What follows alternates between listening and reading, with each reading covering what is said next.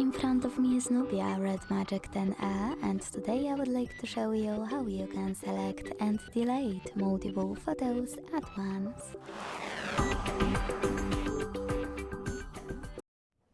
Begin by launching Photos app and tapping on Photos or Collections at the bottom.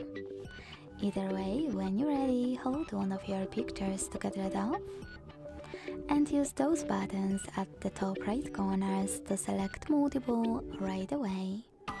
To keep some, tap on the chosen ones, and to get rid of the rest, use bin button. It can be at the top right corner or at the bottom. Either way, after hitting it, choose Got It and tap on Move to Trash. Thanks so much for watching.